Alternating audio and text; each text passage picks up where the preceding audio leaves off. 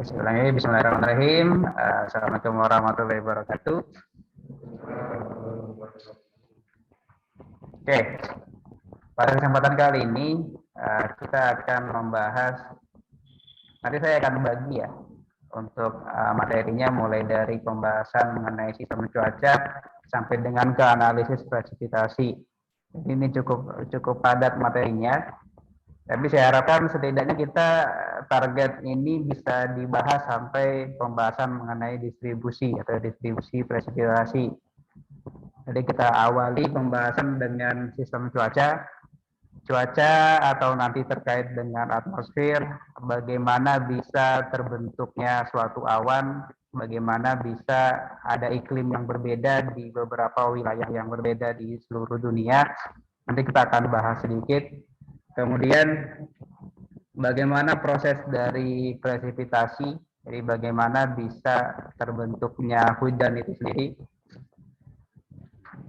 Jadi mungkin kalian sudah jadi rahasia umum, ada beberapa wilayah yang memang dikatakan sebagai wilayah basah atau lembah, ada yang kering, ada yang memang curah hujannya tinggi, ada yang curah hujannya rendah. Itu ada penjelasan secara singkatnya nanti. Kemudian terkait dengan distribusi presipitasi dalam kaitannya dengan kita analisis hidrologi, terkadang kita membutuhkan analisis mengenai bagaimana sebenarnya distribusi presipitasi atau distribusi curah hujan di suatu wilayah. Jadi misalnya paling sederhana biasanya mungkin di wilayah pertanian atau di wilayah hilir yang memang dia penting untuk memetakan bagaimana pola curah hujannya. Karena di suatu wilayah curah hujan umumnya tidak akan selalu sama, pasti akan ada pola-pola tertentunya. Ya, nanti akan coba kita bahas.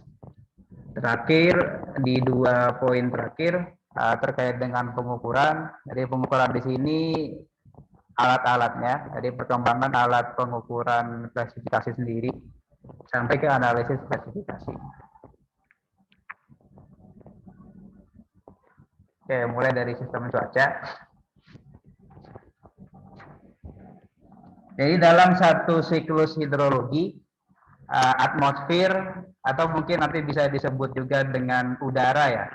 Jadi udara ini ya kalau seperti kita di dalam kelas ini, ruangan kosong yang mengisi di antara kita ini semua kan dikatakan sebagai udara atau dikatakan juga sebagai atmosfer secara luasnya. Jadi atmosfer di sini merupakan suatu penghubung antara daratan dan laut. Kenapa dikatakan penghubung? Karena ada siklus tadi kan. Tadi dikatakan kalau air permukaan itu dia bisa mengalami penguapan, evaporasi, yang nantinya dia bisa menuju ke darat kan. Pada akhirnya dia berakhir di darat. Itulah kenapa atmosfer dijadikan sebagai suatu penghubung.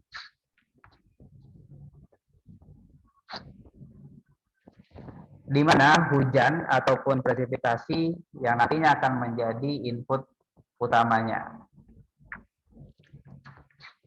Kemudian yang menjadi katalisator, jadi yang mengatur terbentuknya hujan atau terjadinya hujan itu salah satunya adalah adanya uap air. Jadi selain sebagai katalisator, uap air juga berfungsi sebagai faktor penyeimbangnya. Jadi air di sini yang menjadi faktor penting untuk mengatur. Jadi dengan adanya perbedaan uap air di satu wilayah dengan wilayah lain, maka memungkinkan adanya angin, memungkinkan adanya terbentuknya awan dari terjadinya perpindahan uap air yang berasal dari lokasi yang dia secara konsentrasi uap airnya lebih rendah, yang nantinya menyebabkan ketika di satu lokasi dia menjadi terlalu panas, sedangkan di lokasi yang lain dia sangat dingin dalam artian uap airnya tinggi. Maka dengan adanya uap air ini bisa menjadi katalis, dia menjaga kestabilan suhu juga yang ada di permukaan bumi.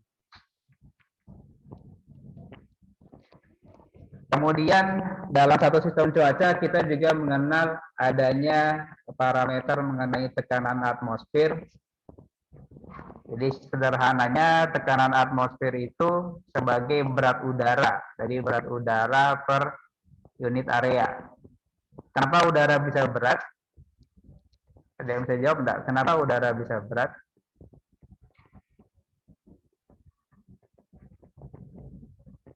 Kenapa? Kenapa udara dikatakan udaranya berat, dikatakan tekanannya tinggi?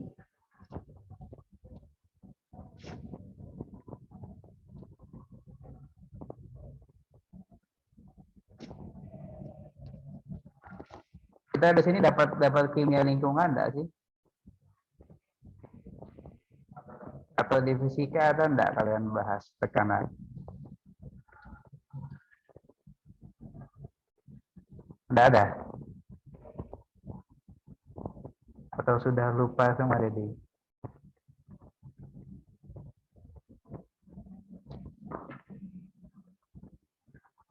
Sebenarnya kalau disederhanakan itu sama seperti ketika kalian ambil satu kolom tanah, di dalamnya itu kan akan terdiri dari ada banyak partikel juga kan ya, partikel-partikel, tapi memang dia kasat mata yang bisa kita lihat kan. Bedanya ketika kita bicara udara, apa yang ada di udara? Oksigen itu kan salah satu partikel kan yang ada di udara. Uap air itu juga partikel-partikel juga kan yang ada di udara kan, yang ada di atmosfer. Apalagi gas-gas yang lain juga banyak kan. Ada banyak lagi gas-gas yang berada di atmosfer atau berada di udara. Jadi itu semua yang memberikan pengaruh terkait dengan berat dari si udara. Jadi nanti untuk mempermudahkan pemahamannya, ketika bicara di udara, berarti kan kalian nanti melihatnya itu udara sebagai satu kolom yang kita petak-petakkan, ya nanti kita bisa hitung. Sama seperti ketika kalian air, kalian kan juga menghitung tekanan, volume dan lain kan juga bisa kan, dengan kita mengasumsikan dalam ukuran misalnya volume di 1 meter kubik misalnya. Maka dari situ kan kita bisa menghitung berapa tekanan dan sebagainya. Itu silakan kalian pelajari nanti lengkapnya. Yang jelas terkait dengan tekanan dari atmosfer sendiri. Jadi ketika elevasinya meningkat, jadi kita ketika bicara misalnya 100 meter, kemudian 200 meter sampai ke atas, jadi terjadi kenaikan atau peningkatan dari elevasi, maka secara umumnya nanti akan terjadi penurunan densitas.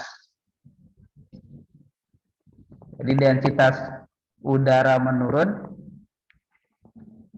yang nanti juga sejalan dengan tekanan atmosfernya. Jadi tekanan udaranya juga semakin kecil.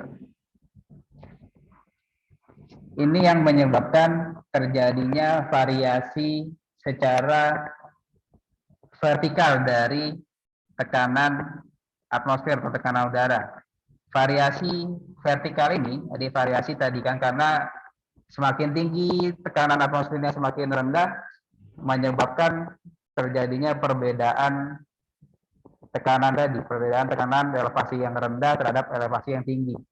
Inilah yang nantinya menjadi trigger awal terbentuknya angin. Jadi adanya perbedaan tekanan udara atau tekanan atmosfer tadi, itu yang menyebabkan terjadinya angin. Ini yang menjadi salah satu penyebab naiknya uap air. Uap air yang terbentuk di permukaan, kemudian dia bergerak naik. Meskipun sebenarnya secara teori dari beberapa yang saya baca masih ada beberapa teori yang berbeda sebenarnya kenapa bisa naik ke atas. Di beberapa jawabannya itu terkait adanya perubahan dari sisi kalornya juga. Jadi ketika perubahan dari cair menjadi uap air, itu terjadi penyerapan kalor yang menyebabkan terjadinya perubahan perubahan temperatur yang menyebabkan kenaikan.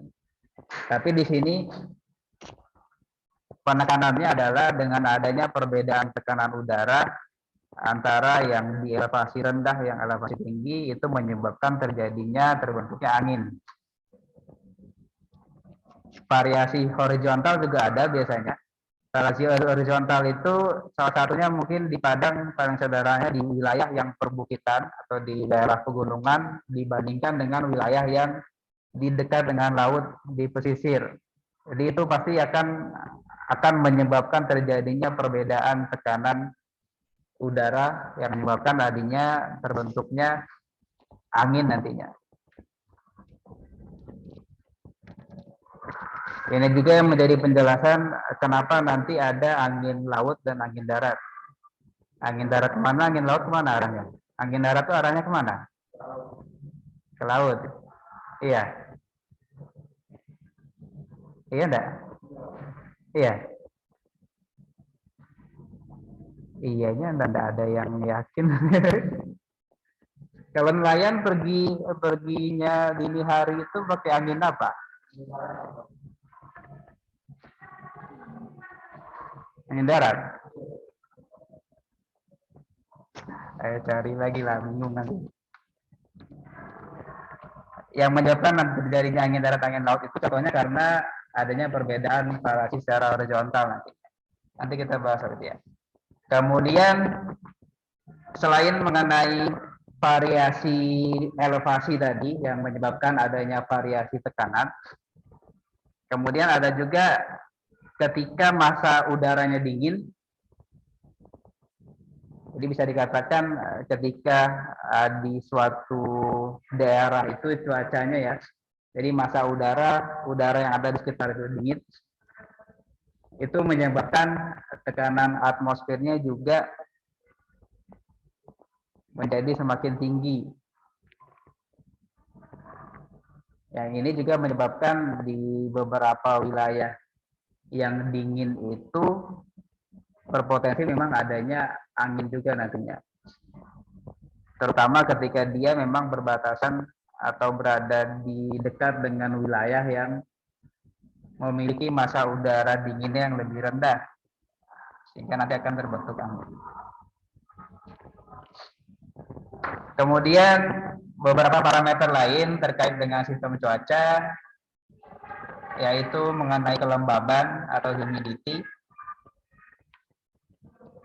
Jadi kalau kelembaban di sini kita melihat berapa jumlah uap air yang ada di udara. Di mana ada beberapa istilah nantinya yang digunakan terkait dengan kelembaban. Jadi yang pertama ada kelembaban spesifik yang didefinisikan sebagai massa uap air pada unit massa udara lembab. Kemudian ada kelembaban relatif yang merupakan rasio antara uap air aktual, jadi uap air yang kita hitung secara langsung, dibagi dengan jumlah uap air pada saat saturasi. Saturasi itu tahu enggak apa?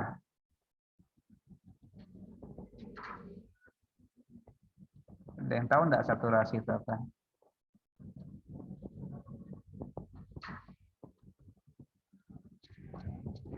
Ada?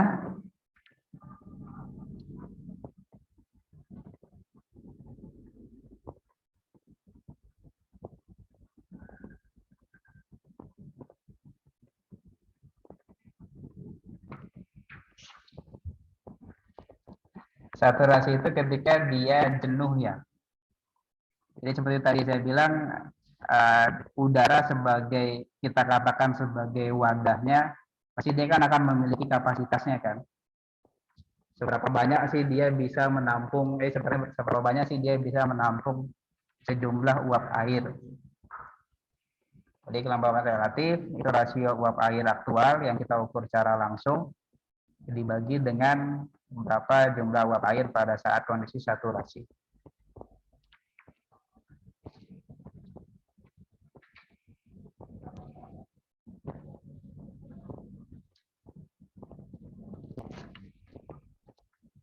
Kemudian terkait dengan perubahan dari uap air, jadi karakteristik air yang pernah kita bahas yang menyebabkan dia menjadi salah satu unsur penting yang ada di bumi, yaitu dia bisa mengalami perubahan fase, mulai dari fasenya yang cair, kemudian menjadi gas, kemudian menjadi padat atau dalam bentuk es, atau sebaliknya. Di mana perubahan dari uap air di sini itu akan membutuhkan pelepasan ataupun penyerapan panas. Jadi panas di sini apakah panas yang berasal dari radiasi sinar matahari, ataupun mungkin memang kita yang membakar atau memanaskan satu air, dia bisa menjadi gas nanti kan. Kemudian pada dua perubahan fase, yang pertama fase pencairan. Jadi melting dari fase padat kemudian dia menjadi fase cair, ataupun nanti ketika penguapan, ketika dari fase air dia menjadi fase gas atau uap air, maka nanti dia akan membutuhkan pertukaran atau penyerapan panas nantinya. Di mana panas di sini dikatakan sebagai satu panas laten.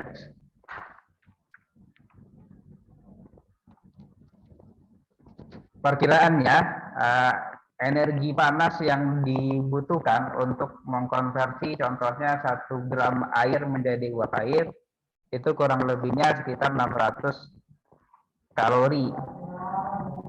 Di mana maksudnya di sini adalah 600 kalori ini yang diserap oleh molekul air sehingga dia mengalami perubahan fasenya menjadi uap air. Sedangkan berbeda dengan pencairan dan tadi evaporasi, pada kondensasi ketika uap air menjadi cair, maka dia membutuhkan pelepasan energi nantinya.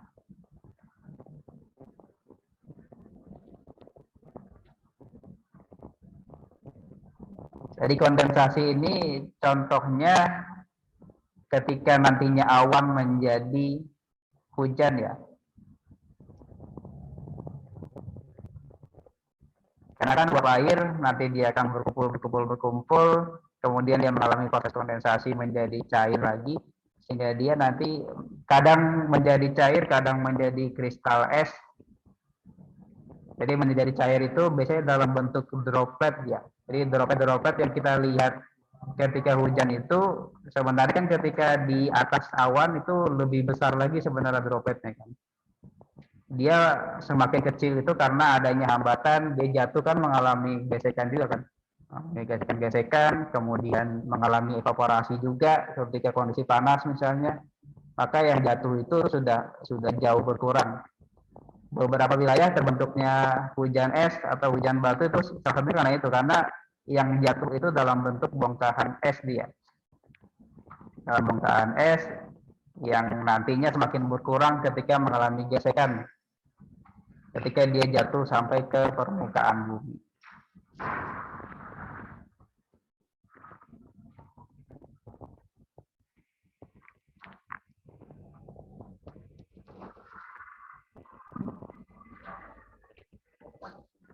Kemudian sebelumnya tadi kan kita bahas bagaimana sistem cuaca itu sendiri. Kemudian kaitan antara atmosfer dan awan. Ketika bicara mengenai sistem cuaca di atmosfer, maka setidaknya akan ada dua hal yang nantinya menjadi karakteristik cuaca. Jadi yang pertama adanya bahan bakarnya terkait dengan solar di sini. Jadi sederhananya ketika di suatu wilayah mendapatkan paparan sinar yang lebih tinggi, maka pada umumnya dia akan memiliki curah hujan yang tinggi. Jadi contohnya kan di negara-negara di mana garis khatulistiwa di ekuator yang memang secara alaminya kita mendapatkan paparan radiasi yang lebih tinggi, itu umumnya akan lebih banyak awan hujan terbentuk di sini dibandingkan dengan beberapa wilayah yang berbeda. Kemudian selain bahan bakarnya, ada juga dipengaruhi pergerakan massa udaranya. Jadi bagaimana pergerakan massa udara di suatu wilayah yang nantinya akan dipengaruhi oleh tekanan atmosfer, kemudian dipengaruhi oleh bagaimana kelembabannya. Kemudian bagaimana sirkulasi angin. Jadi nanti secara teorinya sebenarnya kita bisa mengelompokkan angin-angin yang memang terbentuk karena adanya perbedaan kelembaban atau perbedaan radiasi saja. Kemudian pembentukan awan dan perubahan suhu dan tekanan.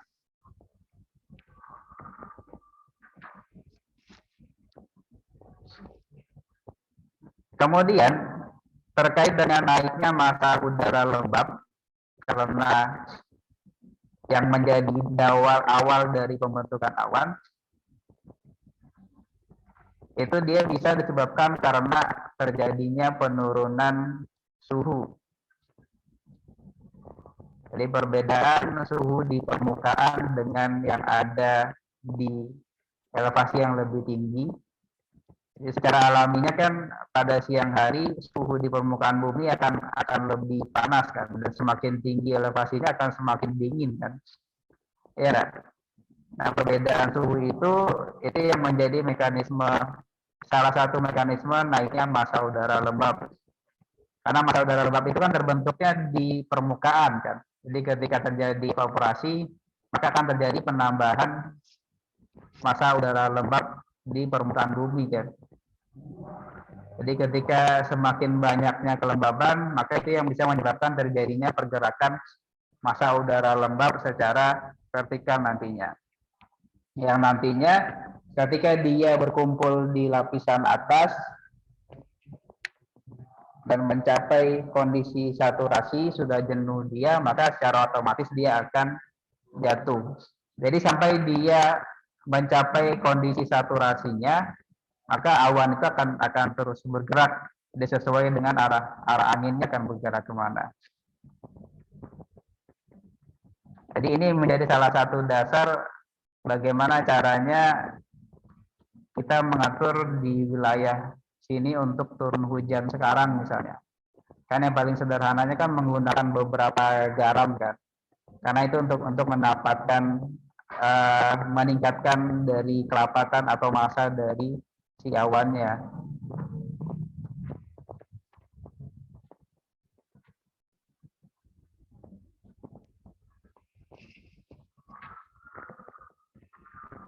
Kemudian ini tadi sudah, kalau adanya variasi secara horizontal tekanan atmosfer atau tekanan udara menyebabkan udara bergerak dari yang tekanan tinggi ke tekanan rendah.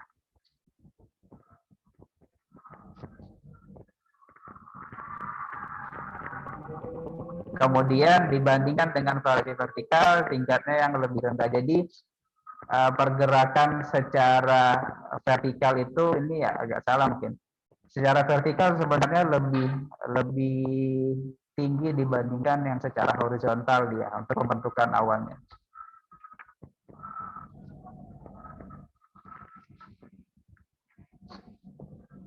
Kemudian variasi formasi awan.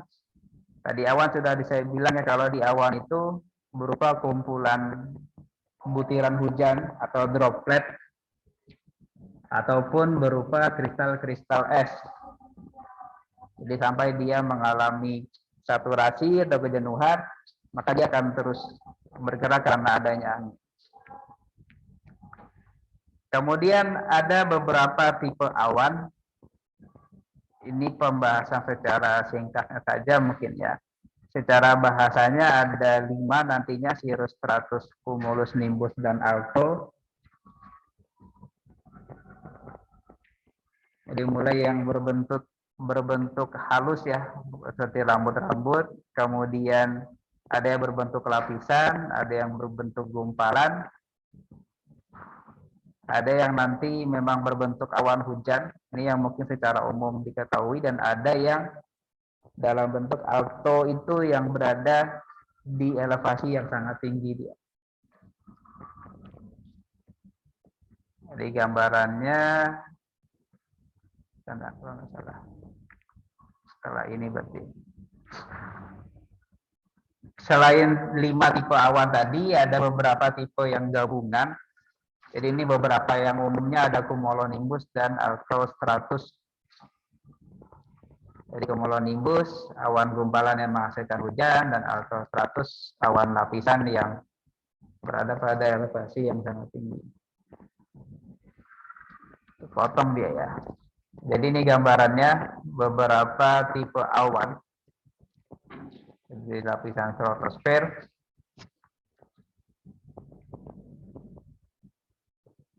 Jadi ini yang stratus, kemudian ini cumulus. Ini yang cirrusnya nampak enggak sini? Kan seperti rambut-rambut deh ya. Sedangkan yang ini beberapa kombinasi kan, ada yang stratocumulus, ini yang cumulonimbus. Ini yang biasanya memang diindikasikan sebagai awan hujan. Ada altostratus, altocumulus, dan cirrocumulus. Ini sebagai penggambaran. Dan masing-masing juga punya karakteristik ketinggiannya ya. Yang rendah itu biasanya stratocumulus, stratuscumulus. Yang cumulonimbus itu secara keseluruhan dia menutup. Yang paling tinggi ada cirrus dan cirrocumulus. Ini gambaran dari fotonya. Ini yang di ketinggian. Untuk yang cirrus, kalau kalian lihat secara langsung dia seperti ini. Jelas kan ya? Jadi halus-halus saja dia. Cirrus 100 yang lebih padat. Ini cirrocumulus. Kemudian ini altocumulus. Ini altostratus, nimbus stratus. Nah, ini yang awan-awan rendahnya. Cumulus, stratus, ini cumulonimbus. Kemudian ini stratocumulus. Jadi setelah ini bisa lah bergaya jemputkannya ya. Agak lain di kan. Boleh dihafal. Oke. Selanjutnya terkait dengan sirkulasi angin utama di permukaan bumi. Tadi sempat saya bahas kalau adanya sirkulasi angin tadi disebabkan pemanasan yang tidak merata. Karena secara alaminya memang pemanasan di permukaan bumi itu tidak merata. Apakah itu karena posisinya, karena bentuk dari bumi sendiri, atau karena rotasi bumi sendiri.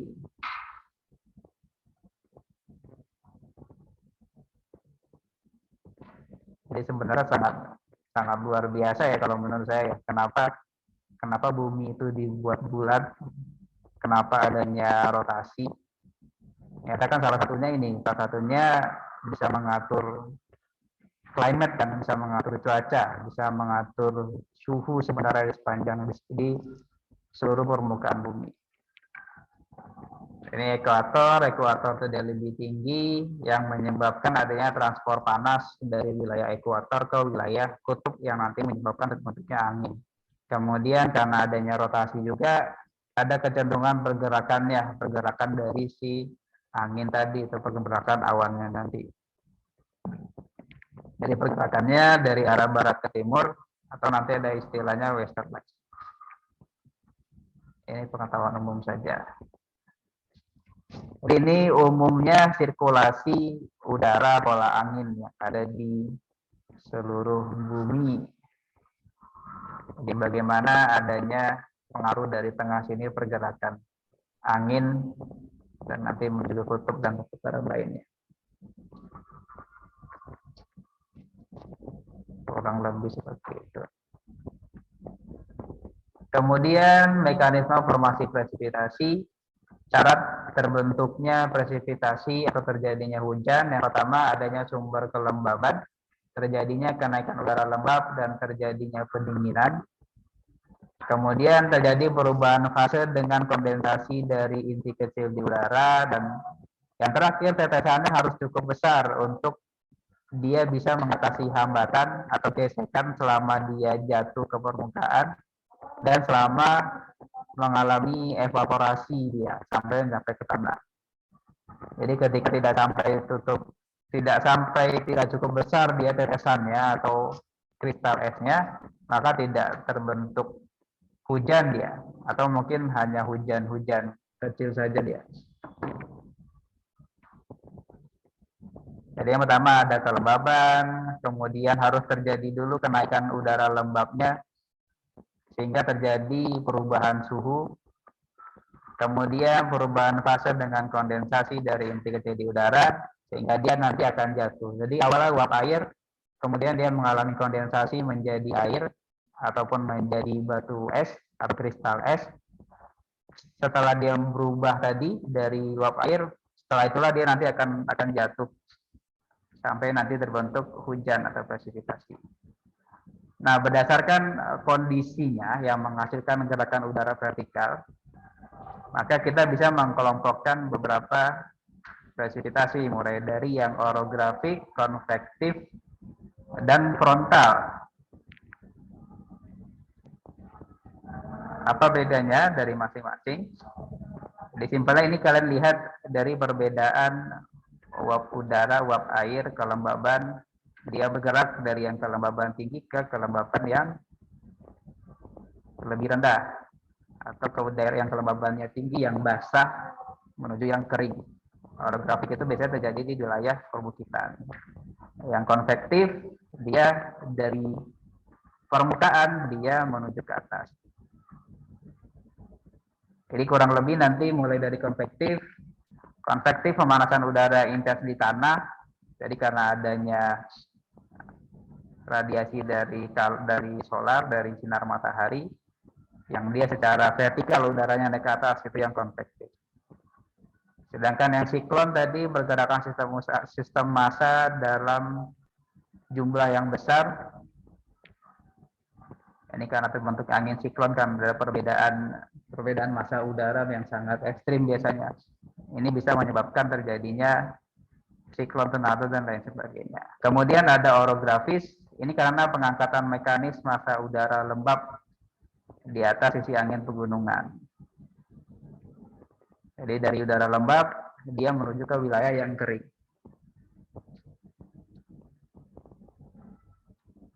Inilah menyebabkan mungkin di beberapa wilayah yang di perbukitan, dia lebih sering hujan dibandingkan dengan yang lebih kering tempatnya. Jadi seringkali karena hujannya itu sudah terbentuk kondensasi dan sudah habis dulu dia sebelum sampai ke sana. Itulah dia menyebabkan dia lebih sering hujan di wilayah perbukitan atau daerah pegunungan. Ini beberapa teori pembentukan hujan. Saya rasa tidak perlu kita bahas deh. Ini ada beberapa teori Berger-Ranouf Foundation mungkin yang mau coba cari tahu. Oke, terkait dengan distribusi presipitasi, ini bahasan terakhir kita. 11.20. Oke, ketika kita menghitung curah hujan, jadi kita menggunakan istilah kedalaman rata-rata curah hujan. Karena ini yang menunjukkan salah satu karakteristik hidrologi suatu daerah aliran sungai. Jadi dalam kita mengelola satu wilayah atau satu daerah aliran sungai, penting kita untuk bisa memperkirakan secara akurat berapa rata-rata curah hujan. Kenapa? Karena kita kan tidak mungkin menghitung curah hujan yang kita dapatkan ini kan hanya dalam bentuk sampel kan ya. Karena kita tidak mungkin menghitung populasinya. Kita bicara populasi hujan di suatu area yang luas 1 kilometer, kita tidak mungkin menghitung dalam 1 kilometer itu berapa curah hujannya kan? Tidak akan mungkin kan. Kita hanya bisa melakukan sampling di pos-pos pengamatan.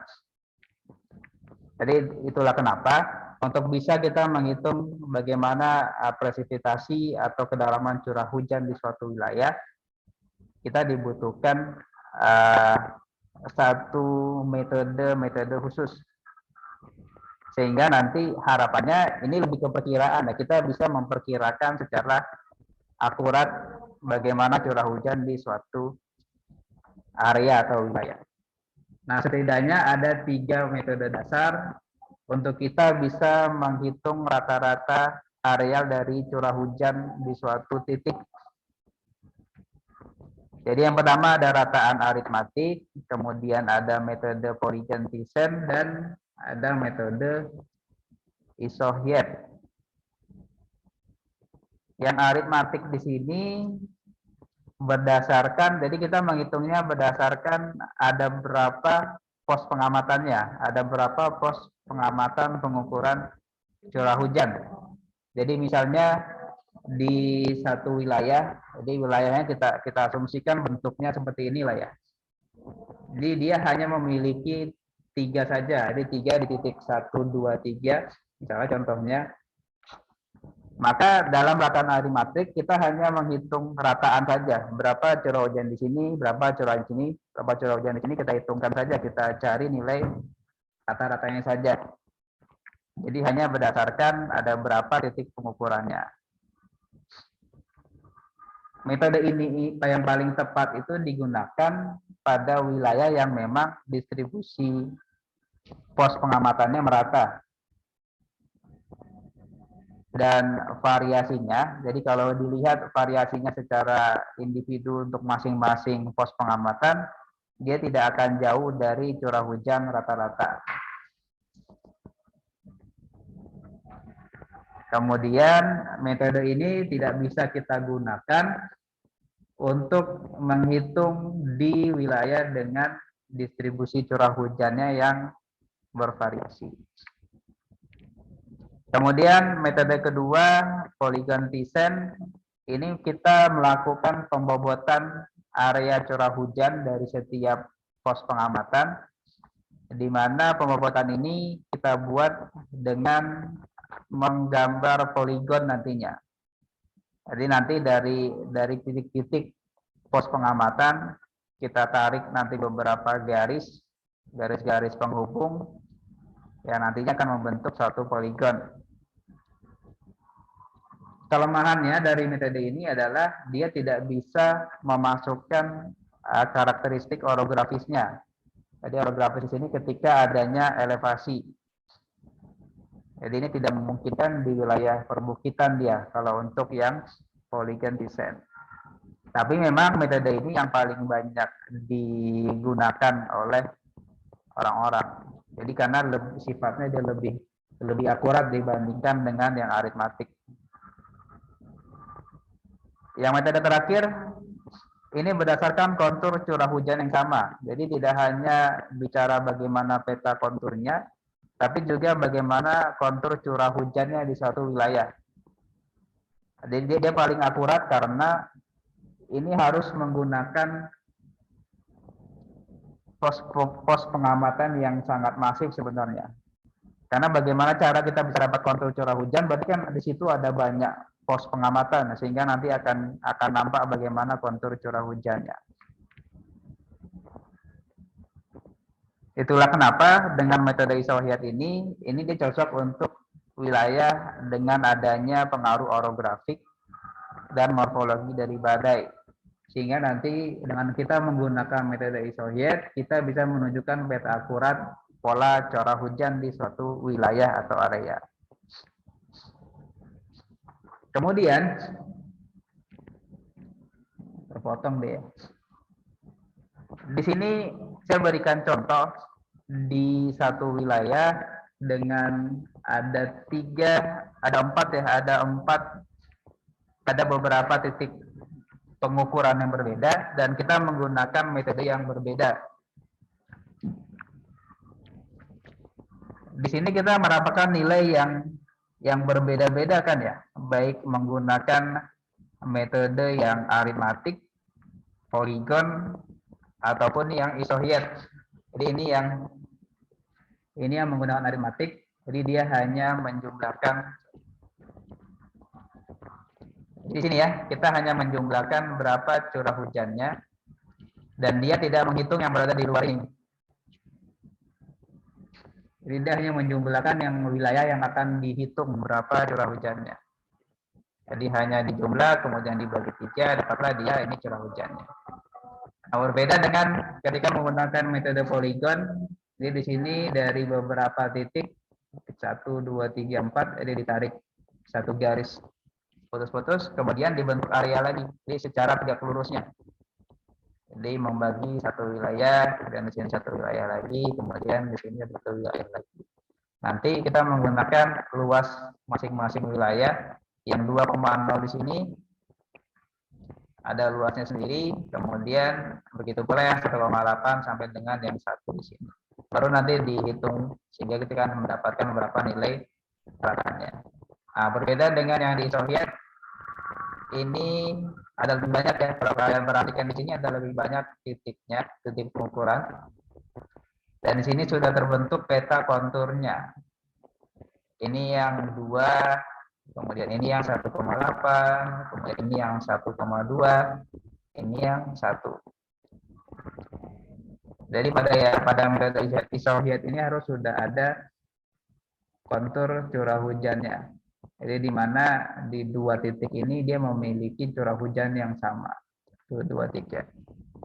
Ini juga perlu menghitung luas areanya. Luas area di antara misalnya di antara yang 2 dan 1,8, 1,8 dan 1,2 sampai dengan yang 1,2 dan 1,0. Dari situ nanti baru bisa dapatkan nilai rata-rata dari curah hujannya. Jadi kurang lebih seperti itu. Ini tidak usah lagi. Ya, itu sudah ya. Kira-kira ada yang mau tanyakan enggak? Ini tidak perlu dibahas lagi. Ini contoh berikutnya. Di sini sudah bisa ya bedakan ya. Bagaimana yang aritmatik, kemudian yang poligon, satu lagi yang isohiyat.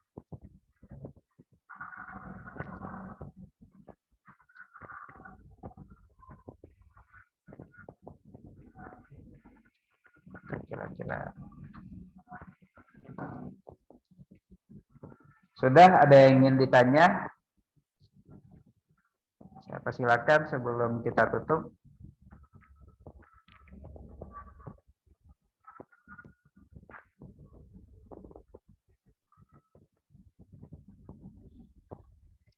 Ya, kira-kira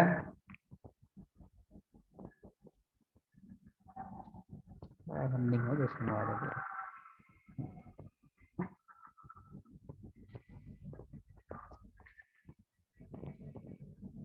Oke, kalau tidak ada, saya sudahi saja pertemuan kita pada sore hari ini. Nanti ada tugas di Google Classroom, jadi silakan nanti setelah ini saja kalian kerjakan. Dari saya mohon maaf atas segala salah dan kurang.